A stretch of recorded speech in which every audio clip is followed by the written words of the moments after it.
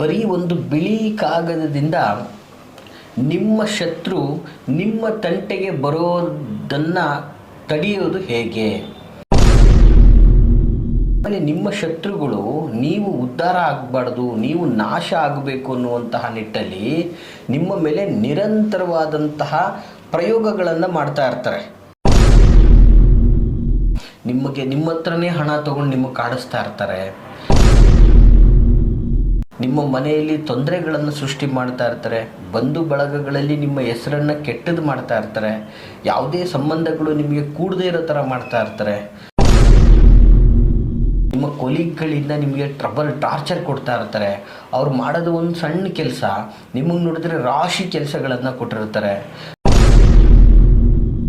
ಇಂತಹ ಶತ್ರುಗಳು ನಿಮ್ಮ ತಂಟೆಗೆ ಬರಬಾರ್ದು.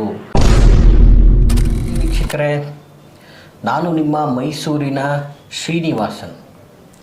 ವೀಕ್ಷಕರೇ, ಬರೀ ಒಂದು ಬಿಳಿ ಕಾಗದದಿಂದ ನಿಮ್ಮ ಶತ್ರು ನಿಮ್ಮ ತಂಟೆಗೆ ಬರೋದನ್ನು ತಡೆಯೋದು ಹೇಗೆ?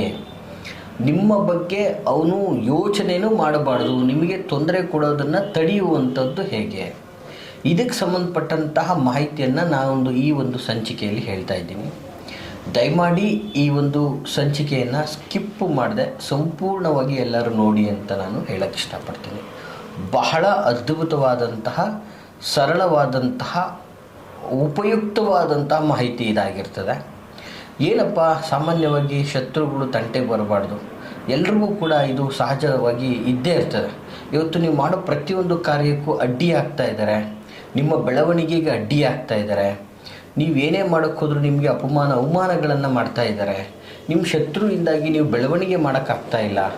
ಆಮೇಲೆ ನಿಮ್ಮ ಶತ್ರುಗಳು ನೀವು ಉದ್ಧಾರ ಆಗಬಾರ್ದು, ನೀವು ನಾಶ ಆಗಬೇಕು ಅನ್ನುವಂತಹ ನಿಟ್ಟಲ್ಲಿ ನಿಮ್ಮ ಮೇಲೆ ನಿರಂತರವಾದಂತಹ ಪ್ರಯೋಗಗಳನ್ನು ಮಾಡ್ತಾ ಇರ್ತಾರೆ. ಅಂದರೆ ಜನಗಳನ್ನು ನಿಮ್ಮ ಮೇಲೆ ಎತ್ಕಟ್ಟುವಂಥದ್ದಾಗ್ಬೋದು, ನಿಮ್ಮ ತೇಜೋವಧೆ ಮಾಡುವಂಥದ್ದಾಗ್ಬೋದು, ನಿಮ್ಮ ಬಗ್ಗೆ ಅಪಪ್ರಚಾರ ಮಾಡುವಂಥದ್ದಾಗ್ಬೋದು, ಅಥವಾ ನಿಮ್ಮನ್ನು ದಂಡಿಸುವಂಥದ್ದಾಗ್ಬೋದು, ನಿಮ್ಮನ್ನು ಹೆದರಿಸುವಂಥದ್ದಾಗ್ಬೋದು. ಹೀಗೆ ನಾನಾ ವಿಧದಲ್ಲೂ ನಿಮಗೆ ತೊಂದರೆ ಕೊಡ್ತಾ ಇರ್ತಾರೆ. ನಿಮ್ಮ ಹತ್ರನೇ ಹಣ ತೊಗೊಂಡು ನಿಮಗೆ ಕಾಡಿಸ್ತಾ ಇರ್ತಾರೆ. ಜೊತೆಗೆ ತುಂಬ ವಿಧದಲ್ಲಿ ನಿಮ್ಮ ಶತ್ರುಗಳು ನಿಮ್ಮ ಪ್ರತಿಯೊಂದು ಹೆಜ್ಜೆಗೂ ಕೂಡ ಅಡ್ಡಿ ಆಗ್ತಾ ಇರ್ತಾರೆ. ನಿಮ್ಮ ಮನೆಯಲ್ಲಿ ತೊಂದರೆಗಳನ್ನು ಸೃಷ್ಟಿ ಮಾಡ್ತಾ ಇರ್ತಾರೆ. ಬಂಧು ಬಳಗಗಳಲ್ಲಿ ನಿಮ್ಮ ಹೆಸರನ್ನು ಕೆಟ್ಟದ್ದು ಮಾಡ್ತಾ ಇರ್ತಾರೆ. ಯಾವುದೇ ಸಂಬಂಧಗಳು ನಿಮಗೆ ಕೂಡದೇ ಇರೋ ಥರ ಮಾಡ್ತಾ ಇರ್ತಾರೆ. ಸೊ ಈ ಥರ ನಿಮ್ಮ ಶತ್ರುಗಳಿಂದ, ಇದು ನಿಮಗೆ ಬರೀ ಒಂದೇ ಕಡೆ ಅಂತಲ್ಲ, ನಿಮ್ಮ ಉದ್ಯೋಗ ಕ್ಷೇತ್ರದಲ್ಲಿ ಅಂದರೆ ಎಲ್ಲೋ ಕೆಲಸ ಮಾಡ್ತಾ ಇರ್ತೀರ, ಅಲ್ಲಿ ನಿಮಗೆ ಮೇಲಧಿಕಾರಿಗಳಿಂದ ಹಿಂಸೆ ಆಗ್ತಾ ಇರುತ್ತೆ.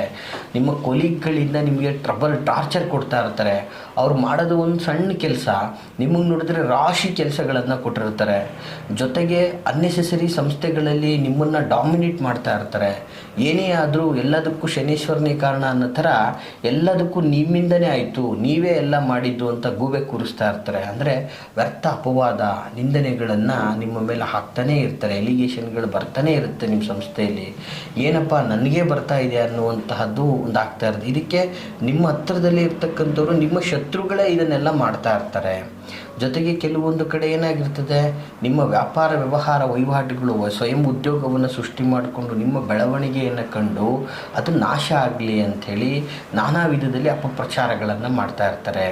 ಸೊ ಆ ಒಂದು ಪ್ರಚಾರಗಳಿಂದಾಗಿಯೂ ಕೂಡ ನಿಮಗೆ ತುಂಬ ಅಂದರೆ ತುಂಬ ನಷ್ಟಗಳು ಉಂಟಾಗ್ತಾ ಇರುತ್ತೆ, ತೊಂದರೆಗಳು ಉಂಟಾಗ್ತಾ ಇರುತ್ತೆ. ಮತ್ತು ವ್ಯರ್ಥ ನಿಮ್ಮ ಒಂದು ಎಲ್ಲ ಥರ ಕಾರ್ಯಗಳಿಗೂ ಅಡ್ಡಿಯನ್ನು ಉಂಟು ಮಾಡ್ತಾ ಇರ್ತಾರೆ. ವೀಕ್ಷಕರೇ, ಇಂತಹ ಶತ್ರುಗಳು ನಿಮ್ಮ ತಂಟೆಗೆ ಬರಬಾರ್ದು. ನಿಮ್ಮ ತಂಟೆಗೆ ಬರಬೇಕಂದ್ರೆ ಅವರು ಯೋಚನೆ ಮಾಡಬೇಕು.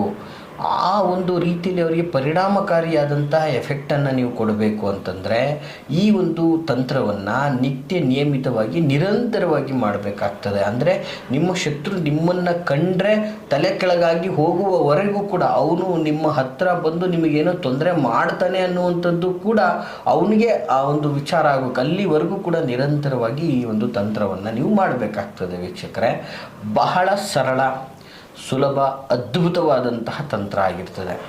ಏನಪ್ಪ, ಒಂದು ಬರೀ ಬಿಳಿ ಕಾಗದದಲ್ಲಿ ಮಾಡಿಬಿಟ್ರೆ ಆಗ್ತದ ಅಂತ ನೋಡಿ, ಯಾವುದೇ ನೀವು ತಂತ್ರಗಳನ್ನು ಮಾಡಿದ್ರೂ ಕೂಡ ಫಸ್ಟ್ ಆಫ್ ಆಲ್ ನೀವು ಶ್ರದ್ಧಾ ಭಕ್ತಿ ನಂಬಿಕೆಯಿಂದ ಮಾಡಬೇಕಾಗ್ತದೆ ತಂತ್ರವನ್ನು. ಈ ತಂತ್ರಗಳಲ್ಲಿ ಅದ್ಭುತ ಚಮತ್ಕಾರಿ ಫಲಗಳು ಸಹ ಇರ್ತದೆ, ಅದ್ಭುತವಾಗಿ ಒಳ್ಳೆಯದಾಗುವಂಥದ್ದಾಗ್ತದೆ. ಯಾವ ರೀತಿ ಮಾಡಬೇಕು ಅಂತಕ್ಕಂಥದ್ದು ನೋಡಿ. ಒಂದು ಬಿಳಿ ಕಾಗದದಲ್ಲಿ ನಿಮ್ಮ ಶತ್ರುವಿನ ಹೆಸರನ್ನು ಕೆಂಪು ಮಸಿಯಲ್ಲಿ ಬರೆದು, ಕೆಂಪು ಮಸಿ ಮಾರ್ಕರು ಅಥವಾ ರೆಡ್ ಇಂಕು ಇತ್ಯಾದಿ ಈ ಥರದ ಒಂದು ಪೆನ್ಗಳಲ್ಲಿ ನಿಮ್ಮ ಶತ್ರುವಿನ ಹೆಸರನ್ನು ಬರೆದು ಅಮಾವಾಸ್ಯೆ ಅಥವಾ ಮಂಗಳವಾರ ಅಥವಾ ಯಾವುದಾದ್ರೂ ಪಂಚಮಿಯ ತಿಥಿ ಇರುವಂತಹ ದಿನ ನೋಡಿ. ಸಾಮಾನ್ಯವಾಗಿ ಪ್ರತಿನಿತ್ಯನೂ ಒಂದು ತಿಥಿ ಇರ್ತದೆ. ಪಾಡ್ಯ, ಬಿದಿಗಿ, ತದಿಗಿ, ಚತುರ್ಥಿ, ಪಂಚಮಿ, ಷಷ್ಠಿ, ಸಪ್ತಮಿ ಈ ರೀತಿಯಾಗಿ ಪ್ರತಿನಿತ್ಯ ಒಂದು ತಿಥಿಗಳಿರ್ತದೆ. ಆ ರೀತಿಯಾಗಿ ಪಂಚಮಿಯ ತಿಥಿಯ ದಿನದಂದು ಕೂಡ ಅದನ್ನು ಸಾಮಾನ್ಯವಾಗಿ ಕ್ಯಾಲೆಂಡರ್ಗಳಲ್ಲೆಲ್ಲ ಕೊಟ್ಟಿರ್ತಾರೆ ಇವತ್ತೊಂದು ದಿನ. ಅದಕ್ಕೆ ಅಂತಲೇ ಪಂಚಾಂಗ ನೋಡಬೇಕು ಅಂತೇನಿಲ್ಲ.